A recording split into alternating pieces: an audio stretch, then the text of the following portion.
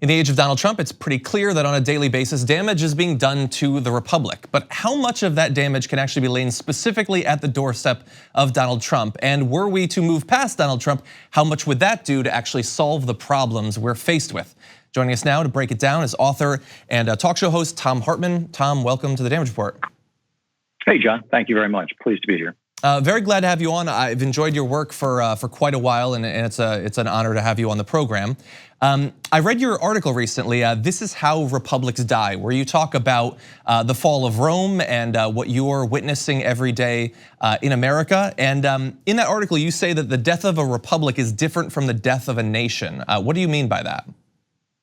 Well, I was basing that on Rome, although I think you can see that same thing being played out in country after country, in the last, even just the last 100 years of history. Italy post-Mussolini was a very different country than pre-Mussolini, but it was still Italy. Germany with Hitler, Spain with Franco. List goes on. Today, the Philippines with what's his name? The guy who's running the Philippines. Yeah, Duterte. Thank you very much.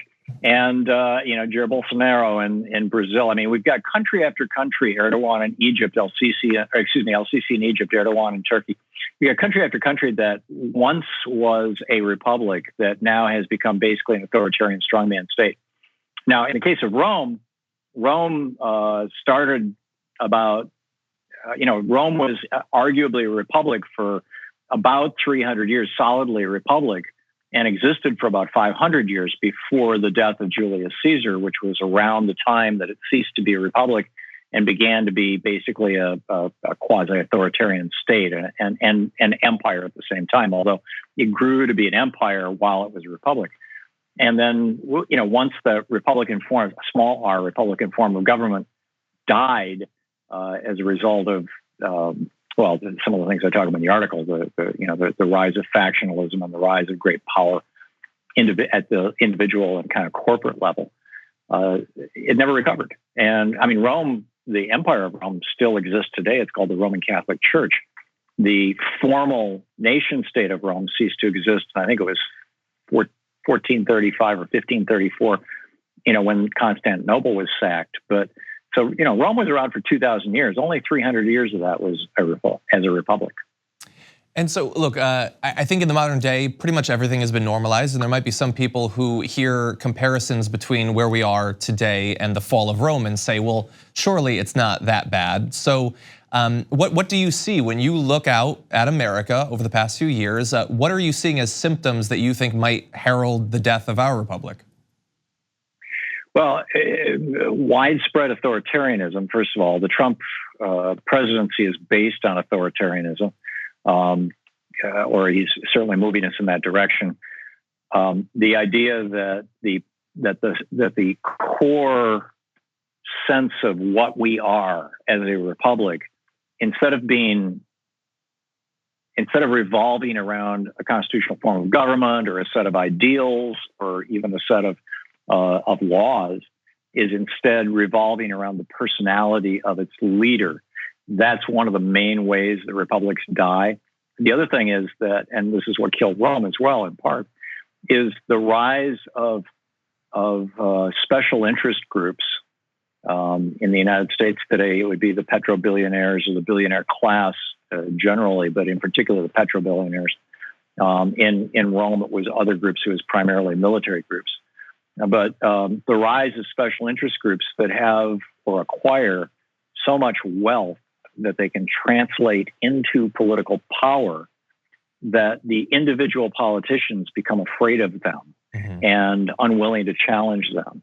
And then the consequence of that, of course, is that the politicians start ignoring the people and not passing what the people want.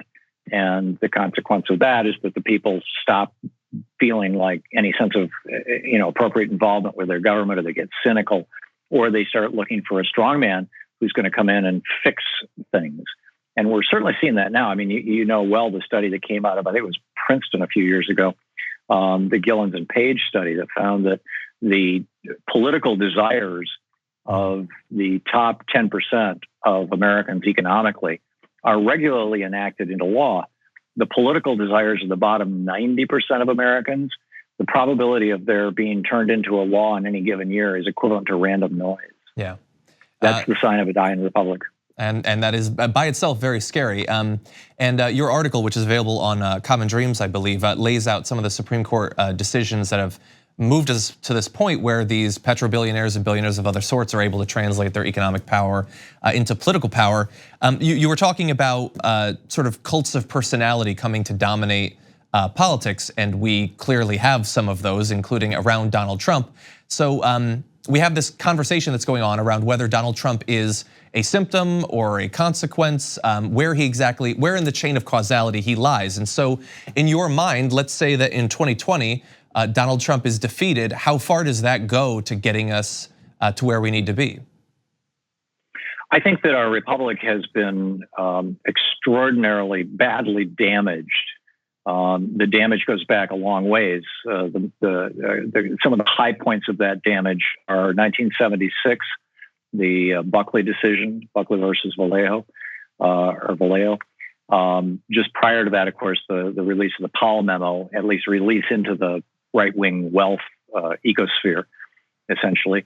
2010 Citizens United. These were all decisions and laws in between that handed more and more power off to this wealthy class that was then able to intimidate politicians.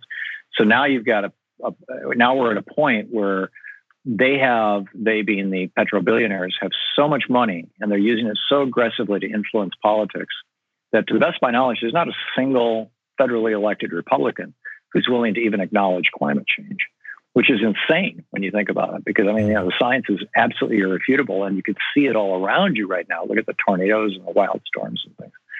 So, that kind of damage is what sets a country up for the phenomena of a strongman like Donald Trump. So it was really a perfect storm. Our republic had been badly weakened by these horrible Supreme Court decisions.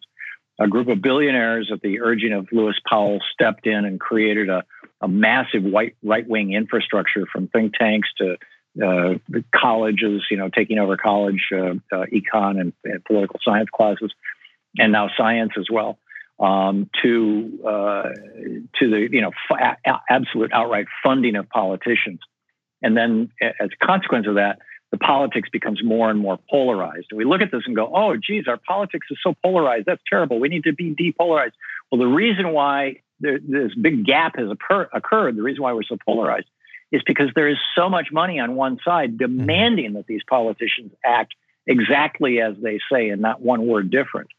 And that is what kills republics. So even if Donald Trump went away this afternoon and took Mike Pence with him, and Speaker Pelosi became president, we would still have the problem from now until this problem is resolved, of great wealth having the ability to manipulate the politics of this country and thus damage our ability to be a small d democratic, small r republic. And so I suppose if we see this threat, and in your article you lay out some of the bases of power for Donald Trump, both historically leading to Trump, but then also who is keeping them in power today. I guess the defenders hypothetically would be the Democratic Party, although of course many of them receive money from these same sorts of interests that you're talking about. And so how much faith do you have in the Democratic Party to stand against this? And if not, what needs to happen to the Democrats to get them to where they need to be to make sure that our republic does not die? Well, I think for any of us to put all our faith and hope in a political party is a huge mistake. The Democratic Party is, large parts of the Democratic Party are badly contaminated by corporate and billionaire money. On the other hand, you've got a number of candidates for office, from literally dog catcher and school board all the way up to president of the United States, who are refusing to take that kind of money and taking principled positions on this. That's a good thing, and it's not happening at all in the Republican Party anywhere at any level. So in that context, if we're going to get ourselves out of this, it's probably going to be through the vehicle of the Democratic Party. It's not the party that's going to do it. It's the people in the party. And that's where, we just all need to get politically active. Democracy is not a spectator sport. We have to be involved, and we have to get as many of our friends and people of goodwill involved as possible, because the only way that you can defeat organized money as Franklin Roosevelt said in 1936, is with organized people. Mm-hmm. Well, Thom Hartmann, I appreciate you joining us on the show today. You're the host of the Thom Hartmann program, author of more than 20 books, and I appreciate your content generally, but then especially in this topic. I think it's much needed at this point. Thanks a lot. And the article, I think, just went up on Salon also, and I really appreciate you having me on your show, John. Thank you. Thank you. Anytime. Thank you very much for watching this clip from The Damage Report. If you liked it, don't forget to subscribe to this channel and ring the bell on YouTube to get notifications of our new videos. And of course, you can catch the full Damage Report live every weekday at 1 p.m. Eastern, 10 a.m. Pacific on TYT Network on YouTube TV.